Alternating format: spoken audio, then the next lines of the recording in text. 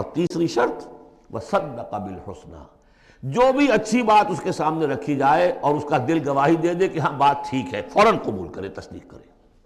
اس وقت یہ نہ کرے کہ یہ میں اگر مان لوں گا تو فلاں چیز چھوڑنی پڑ جائے گی، یہ اگر مان لوں گا تو فلاں کام کرنا پڑ جائے گا، یہ اگر مان لوں گا تو فلاں شخص ناراض ہو جائے گا، یہ اگر مان لوں گا تو مجھے یہ نقصان ہو جائے گا۔ اگر یہ سوچ کر رک گیا تو فیل ہو جائے گا۔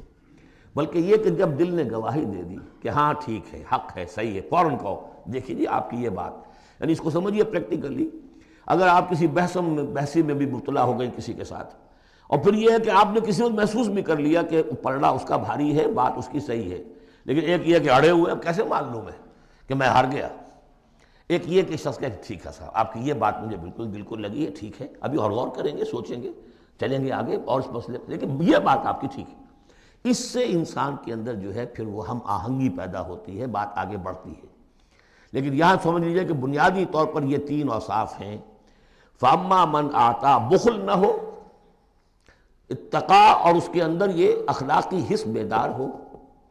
نمبر تین، جو اچھی بات سامنے آئے اس کی تصدیق کر دے۔